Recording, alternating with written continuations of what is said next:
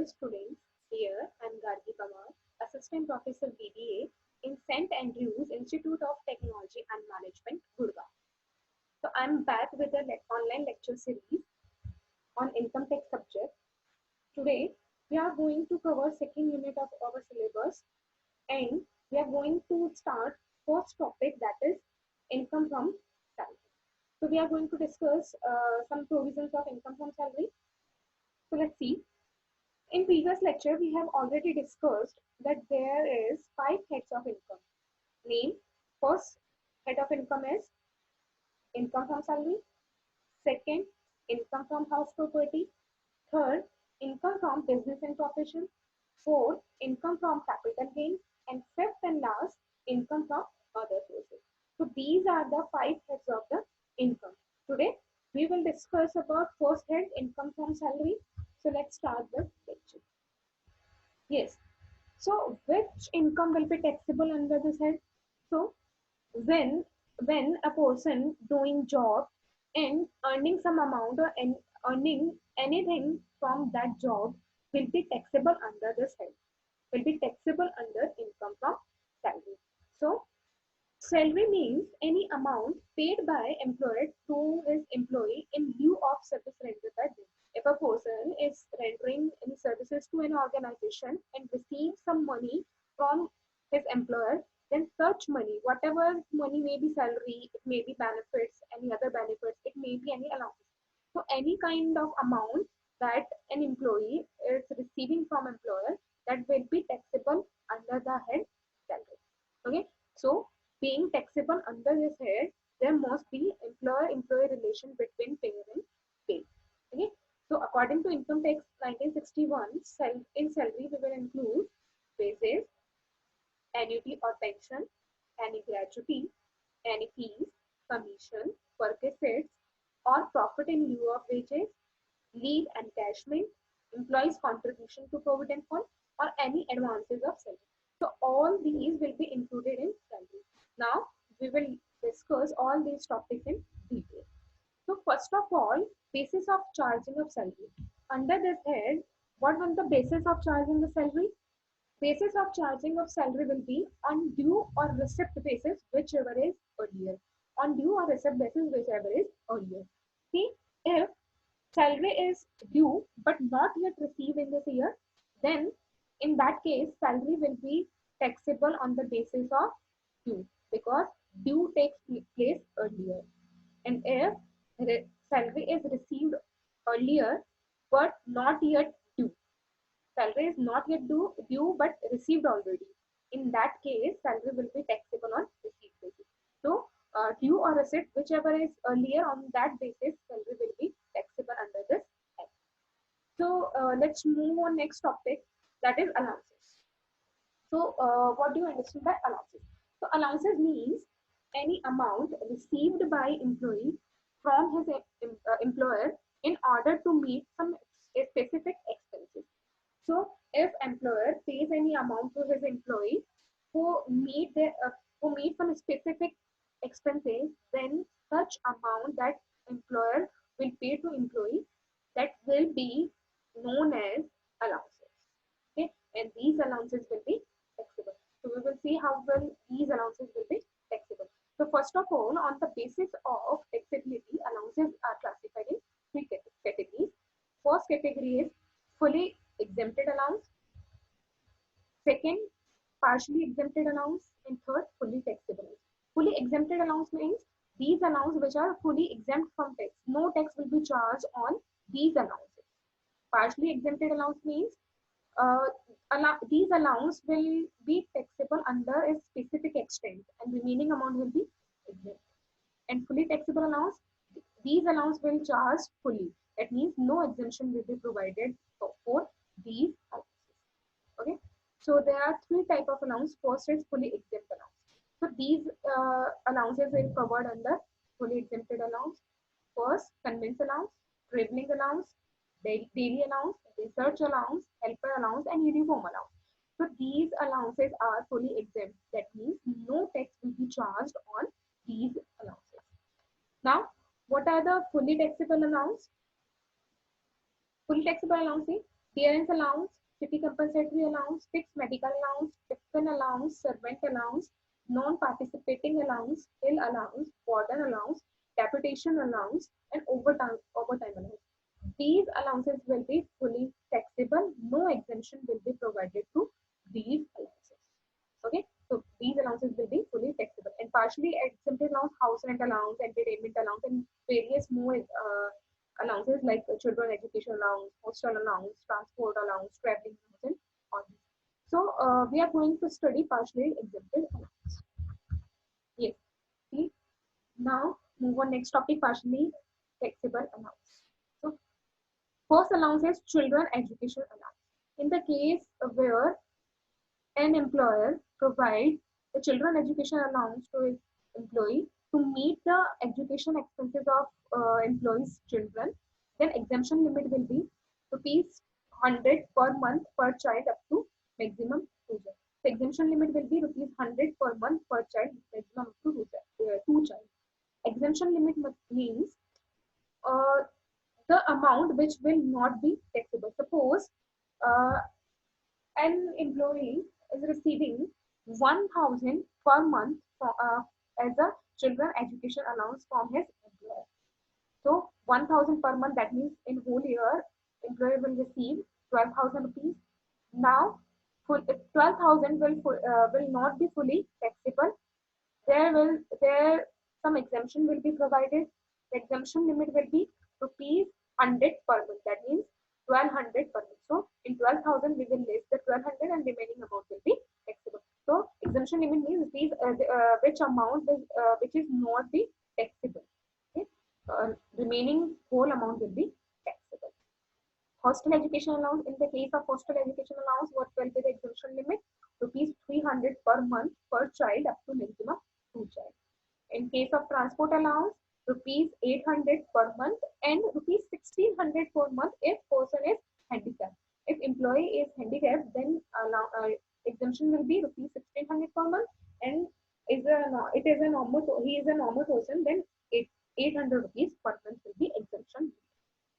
Now next, transport allowance. An employee working in any transport system. If employee is working in a transport system, then what will the exemption of transport allowance? Rupees 10,000 per month and 70% of allowance whichever is.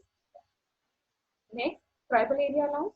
Exemption limit will be rupees 200 per month. In case of underground allowance, rupees 800 per month will be exemption limit. In case of compulsory field area allowance, rupees 2,600 per month will be exempt. In compulsory modified field area allowance, rupees 1,000 per month will be exempt. Counter insurgency allowance to member of armed force, rupees 3,900 per month. And border area allowance or remote area or any difficult area or disturbed area allowance, in that case exemption limit will be rupees 1,300 per month. Okay, so let's understand with an example.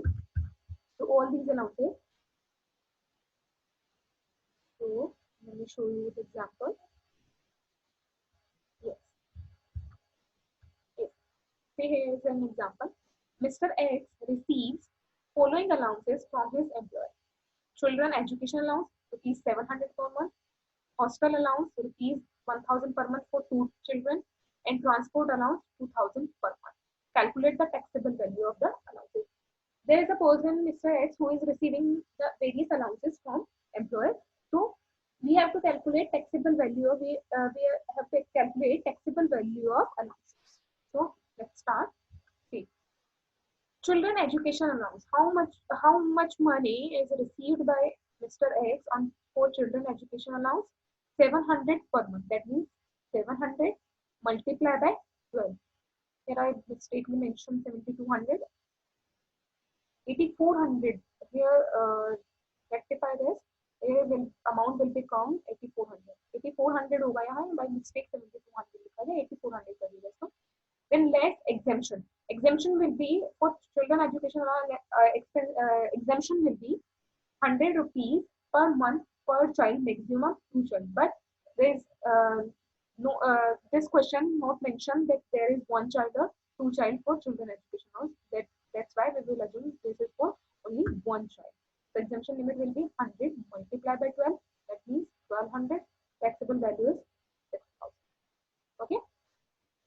hostel allowance, rupees 1000 per month. So hostel allowance that Mr. X is receiving, 1000 multiplied by 12, that is 12,000. For a whole year, 1000 multiplied by 12, 12,000. Now exemption limit will be, in case of hostel allowance, exemption will be 300 per month per child up to 2 children. So here question specifically mentioned that there is 2 child for hostel allowance. So exemption will be 300 per month. That means multiply by 12 in for 1 year, and for 2 child that means multiply by 2. Total 7,200. We can less the exemption in this, then we will get an amount of 4,800. That means 4,800 is taxable value of hostel allowance. So 4,800 will be taxable and 7,200 will be exemption. That means from 12,000 we will less the 7,200 and remaining amount will be taxable. In case of transport allowance, we have already discussed that the exemption limit will be 800 per month. So transport allowance that Mr. X is receiving 2,000 per month. That means for whole year 2,000 multiplied by 12, that is 24,000. Now less exemption. Exemption is 800 per month. So 800 multiplied by 12 for 1 year. Multiply by 12, that means for 1 year 9,600. So taxable value is 14,400. These are the taxable value of these various allowances. Okay. So now move on next allowance. Move on next allowance. Let me show you.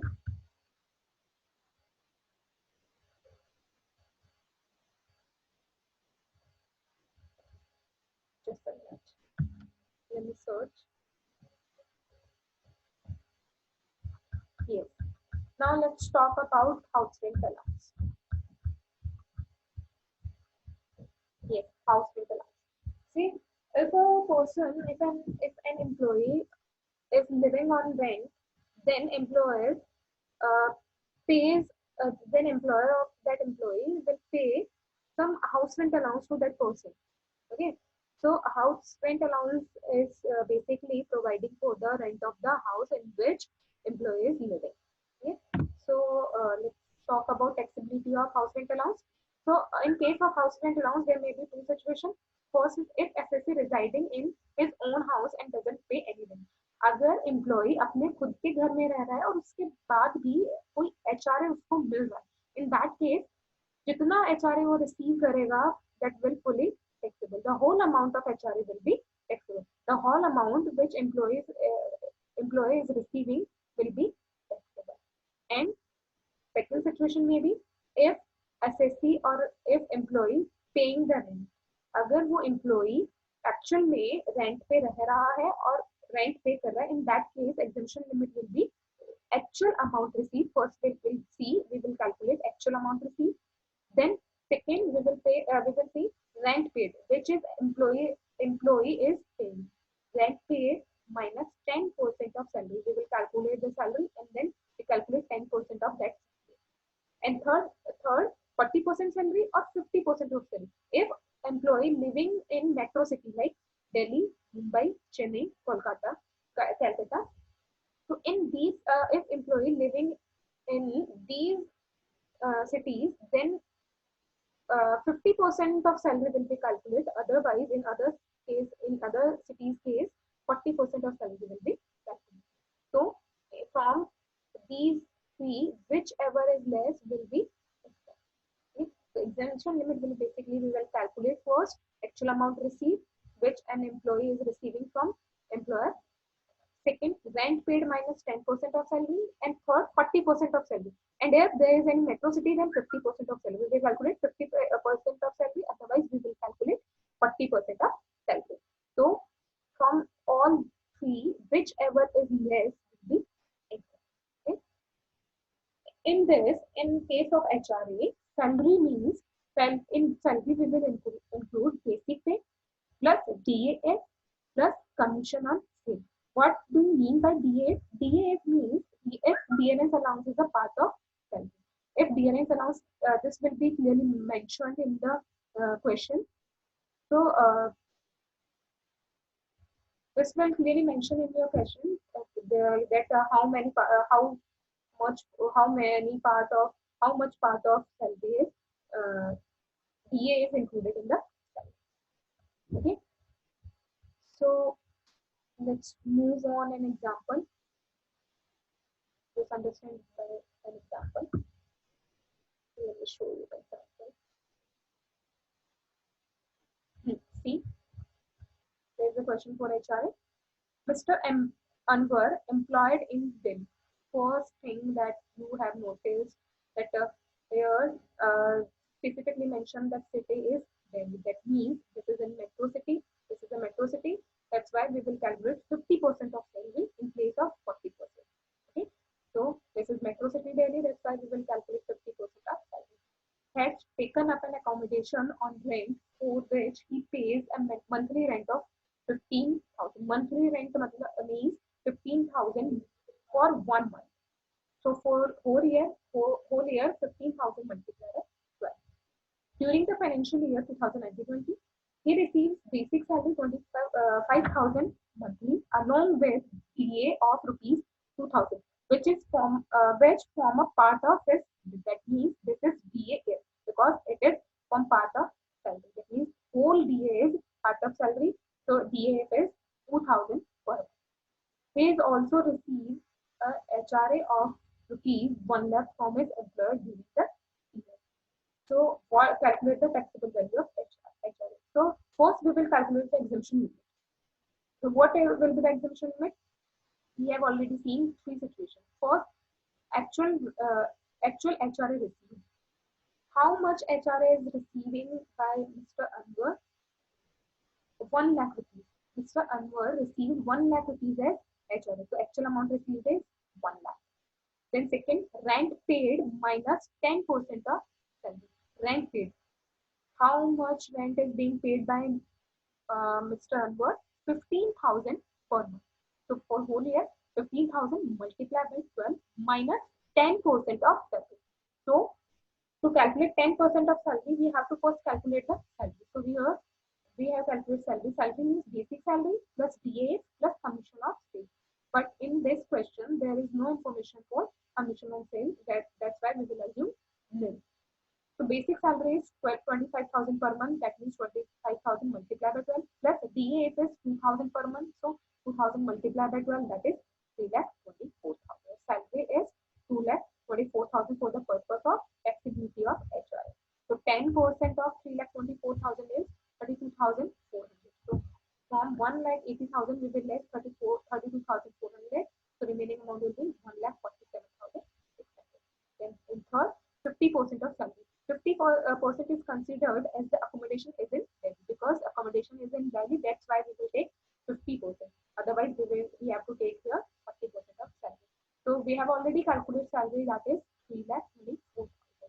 So 50% of salary is 3,24,000 is 1,62,000.